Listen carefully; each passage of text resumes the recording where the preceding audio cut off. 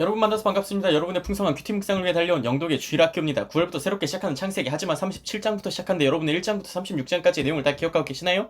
그럴 리 없죠. 그래서 1장부터 36장까지 아주 빠르고 신속하게 여러분에게 소개해드리고자 합니다. 다른 것 하나 없습니다. 그저 성경의 내용을 토대로 빠르게 전달해드릴 뿐입니다. 그럼 지금 바로 시작합니다. 이야기는 다시 돌아가 아브라함에게로 돌아갑니다. 아브라함은 노아의 아들 셈, 셈의 아들 아르박삭, 아르박삭의 아들 셀라, 셀라의 아들 에벨, 에벨의 아들 벨렉, 벨렉의 아들 루, 루의 아들 수룩, 수룩의 아들 나울, 나울의 아들 데라, 데라의 아들 아브라함, 나울, 하란 중에 바로 이 아브라함이 우리가 알고 있는 그 아브라함입니다. 잘 살고 있는 아브라함, 하나님이 갑자기 아브라함을 부릅니다. 불러서 이렇게 말씀하시네요. 너는 너의 고향과 친척과 아버지의 집을 떠나 내가 내게 보여줄 땅으로 가라. 이게 무슨 말인지 모르겠지만 아브라함은 일단 출발합니다. 출발할 때 혼자 가지 않고 아브라함, 아내 사라, 조카 룻, 그리고 모든 소유와 사람들을 이끌고 가나안 땅으로 출발합니다. 하지만 이게 무슨 일인가요? 갑자기 땅에 기근이 들어버렸습니다. 그래서 점점 남쪽으로 이동하더니 결국 애굽 땅에 도달해 버렸죠. 애굽 땅에 도착하니 애굽 왕이 있겠죠. 애굽 왕이 아브라함 가족을 봤겠죠? 보니까 사례가 너무 이쁘죠? 이쁘니까 궁으로 초대했습니다. 아브라함은 무서워서 거짓말 아닌 거짓말 하기 시작합니다. 여기 보이는 여인의 이름은 사레인데 내 누이예요. 내 동생입니다. 아브라함의 거짓말에 속은 애굽 왕. 아브라함에게 큰 재물을 주고 사례를 데려갑니다. 바로 그때 하나님의 애굽 왕에게 큰 재앙을 내리십니다. 큰 재앙을 겪고 나서 깨달은 애굽 왕. 아브라함이 자기를 속이게 된 것을 알게 됩니다. 그래서 아브라함에게 따지기 시작하죠.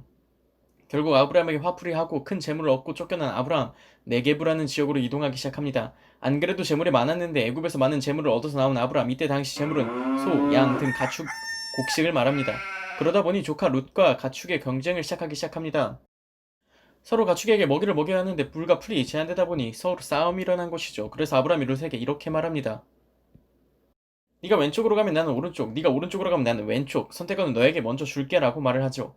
롯이 이곳저곳 살펴보더니 소알 쪽, 소돔이 있는 쪽을 바라봅니다. 그곳을 보니까 풀도 많고 물도 많습니다. 마치 에덴 동산 같아 보이네요. 에덴 동산이라고 하면 아담과 하와가 거주했다가 죄를 짓자마자 쫓겨났던 그 에덴 동산을 말하고 있습니다. 그래서 그쪽을 선택합니다. 그럼 아브라함은 어떻게 하냐고요? 말한 대로 반대쪽으로 가야죠 뭐. 롯이 떠나고 나자 하나님이 등장합니다. 하나님이 아브라함에게 눈에 보이는 모든 땅을 다 주고 또 그 자손에게까지 준다고 말씀하시네요. 이렇게 보니까 롯보다는 아브라함이 더 이득인 것 같네요. 시간이 조금 더 흘렀습니다. 아브라함과 롯이 잘 지내고 있는데 롯이 살고 있던 나라가 갑자기 전쟁에 참가합니다. 이 전쟁을 이기면 좋겠는데 심지어 패배합니다. 그리고 롯은 포로로 끌려갑니다. 이 사실을 들은 아브라함, 구하러 가야겠죠? 아브라함이 조카를 구하기 위해서 318명의 군사를 이끌고 적진에 들어가 조카를 구해 들어오는데 성공합니다. 하지만 구해 들어오는 과정 중에서 수많은 나라를 적으로 돌리는 아브라함, 굉장히 두려움에 떨게 됩니다. 그때 하나님이 다시 한번 나타나시죠. 그리고 언약을 맺으십니다. 첫 번째, 나는 내 방패 후 지극히 너의 큰 상급이 되겠다. 두 번째, 너에게 자녀를 주겠는데 하늘의 별과 같이 많이 주겠다. 그렇게 하나님은 아브라함과 같이 언약을 맺게 됩니다. 하지만 아브라함은 아이를 낳지 못하고 있습니다. 그래서 아브라함과 사라는 이렇게 생각합니다. 아니, 하나님이 아브라함의 씨를 통해서 자녀를 준다고 했지? 사례를 통해서는 말 안 했잖아. 그러니까 내가 아빠기만 하면 되지? 이런 말도 안 되는 상상을 하면서 하갈과 아브라함이 동침을 하고 아이를 낳으니 그 이름이 바로 이스마엘. 그렇게 시간이 흘러 아브라함의 나이는 99세, 이스마엘의 나이는 13세. 하나님이 다시 한번 나타나십니다. 그리고는 이렇게 말씀하시죠. 첫 번째, 너의 이름을 아브라함이 아니라 아브라함으로 바꾸겠다. 두 번째, 너와 너의 집에 사는 모든 사람들은 할례를 받아야겠다. 세 번째, 사라의 이름을 사라라고 바꾸겠다. 사라는 여러 민족의 어머니가 되리라. 그때 이름이 바뀐 아브라함이 웃고 맙니다. 자신의 나이는 99세, 사라의 나이는 90세. 자녀가 없는데 어떻게 여러 민족의 어머니가 되겠습니까? 하하하 하면서 말이죠. 그래서 아브라함은 이렇게 말합니다. 하나님, 이스마엘이나 잘 살게 해주세요. 하하. 이럴 수가. 아브라함도 이렇게 말을 하니 어이가 없네요. 하지만 하나님의 계획은 그렇지 않았나 봅니다. 지금으로부터 1년 뒤에 아브라함과 사라 사이에서 자녀가 나올 것을 말씀하시고 떠나셨습니다. 시간이 조금 지나 하나님이 다시 찾아오셨습니다. 아브라함은 이를 알아보고 바로 먹을 것을 준비합니다. 하나님은 아브라함에게 다시금 두 가지 말씀을 하십니다. 첫 번째, 내년에 사라에게 반드시 아들이 있을 것이라는 것이었습니다. 이런, 사라가 장막 뒤에서 이 이야기를 듣고 맙니다. 그리고 웃고 마네요. 사라도 아브라함과 같은 생각이었습니다. 나도 늙었고 내 남편 아브라함도 늙었는데 어떻게 아들을 낳을 수 있냐고 말입니다. 아브라함이 들킨 것처럼 사례 또한 들키고 맙니다. 하나님은 분명히 말씀하십니다. 낳을 거다. 그리고 두 번째, 소돔과 고모라에 대해서 말씀하십니다. 그곳에 죄가 너무 많다는 것입니다. 하나님께서 죄를 보고 가만히 계실 리가 없죠. 소돔과 고모라를 멸망시킨다는 말씀을 아브라함에게 하십니다.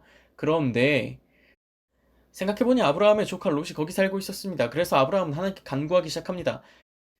하나님, 의인 50명이 있다면 소돔과 고모라를 봐주시면 안 될까요?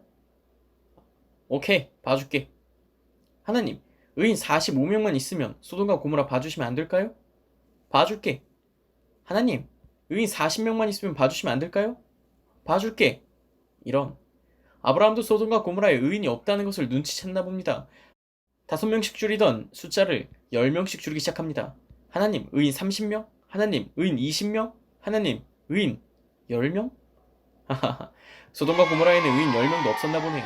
하나님 이번엔 롯에게 찾아갔습니다. 롯도 하나님인 것을 알아보고 바로 대접을 합니다. 하나님이 롯에게 소돔과 고모라가 멸망할 것에 대해서 말씀을 하십니다. 롯에게는 아내와 2딸 그리고 2명의 사위가 있었는데 사위는 하나님의 말씀을 농담으로 여겼나 봅니다. 이제 하나님이 소돔과 고모라를 멸망시키고자 하십니다. 하나님은 롯에게 저 멀리 도망가라고 합니다. 들에 머물지 말고 산으로 도망가라 하죠.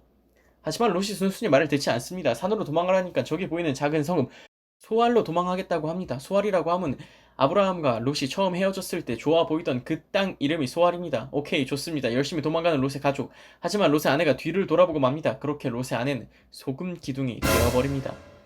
다시 아브라함 얘기로 돌아와보죠. 아브라함은 그랄이라는 곳으로 옮겨갑니다. 그곳엔 아비멜렉과 만나게 되죠. 아비멜렉이라면 그 땅의 왕이었습니다. 아비멜렉이 보니 이번엔 사라가 너무나 이쁘네요. 애구방과 똑같이 말이죠. 아브라함은 한 번 더 아비멜렉에게 거짓말 아닌 거짓말합니다. 이 자는 내 누이입니다. 이런. 애구방에 이어서 아비멜렉도 속아버렸네요. 하나님이 나타나서 알려주기 전까지는 말이죠. 결국 아비멜렉도 아브라함에게 큰 재물을 주고 보내게 됩니다. 여러분 잠깐 다시 돌아와보죠. 이전에 하나님이 아브라함과 사라에게 하셨던 약속이 무엇인지 기억나나요? 바로 1년이 지나고 나서 아브라함과 사라 사이에 자녀를 주시겠다고 하셨었죠. 그 일이 정말로 일어났습니다. 사라가 임신을 했고 아들을 낳게 되었습니다. 그리고 그 이름을 이삭이라 했습니다. 이삭을 낳고 나니 한 가지 문제가 생깁니다. 바로 이스마엘입니다. 이전에 하나님이 자녀를 주시겠다는 약속을 어떻게든 지켜보겠다고 낳은 자녀 이스마엘. 그런데 생각해보니 이제 이스마엘은 약속의 자녀가 아닌 것처럼 보입니다. 결국 브엘세바 광야로 쫓겨난 하갈과 이스마엘. 아브라함이 먹을 것을 조금 챙겨주긴 했지만 과연 광야에서 살아날 수 있을까요? 그럴 수 없죠. 결국 먹을 것이 떨어져 하나님께 기도합니다. 기도를 들으신 하나님, 하갈과 이스마엘을 구하시고 살 수 있도록 도와주십니다. 좋습니다. 이제 이삭도 낳았겠다. 이스마엘도 살았겠다. 모든 게 해피엔딩이 되어야 하는데 바로 이 순간 하나님이 새로운 미션을 주시네요. 갑자기 이삭을 번제로 드리라고 합니다. 번제로 말씀드릴 것 같으면 제물을 죽이고 모두 태워서 드리는 제사방법입니다. 그러니까 다시 말하면 이삭을 죽이고 태우라는 것이죠. 이유는 모르겠지만 아브라함은 출발합니다. 마치 자신의 고향을 떠날 때처럼 말이죠. 그렇게 아브라함과 이삭 그리고 종 2명, 총 4명이서 출발하게 됩니다. 결국 도착한 모리아산. 이제는 아브라함과 이삭만 올라갑니다. 올라가는 길에 이삭이 묻습니다. 아빠, 번제를 드리는데 제물은 어디 있어요? 아브라함이 대답하죠. 그거 하나님이 준비해 두셨대. 이렇게 말해놓고는 자기 아들 이삭을 묶어 제단 위에 올려놓은 아브라함. 우리가 다 알듯이 이삭은 죽지 않습니다. 하나님이 제사를 드리려는 순간 아브라함을 부르시고 다시 한번 약속의 말씀을 깨닫게 하십니다. 시간이 다시 흘렀습니다. 사라의 나이가 127세가 되었네요. 죽었습니다. 아브라함은 나그네였기에 자기가 가진 땅이 없었습니다. 그저 하나님이 인도하는 대로 움직이는 사람이었죠. 하지만 아내 사라의 장례를 치르기 위해서는 땅이 필요했습니다. 그래서 헷이라는 족속에게 가서 400세겔을 주고 막벨라구를 사게 됩니다. 이제 아브라함도 나이가 많이 들었군요. 며느리를 봐야 할 나이가 되었습니다. 다음 시간은 이삭과 리브가 그리고 그의 아들 에서와 야곱에 대해서 이야기를 나눠보도록 하죠. 그럼 이만.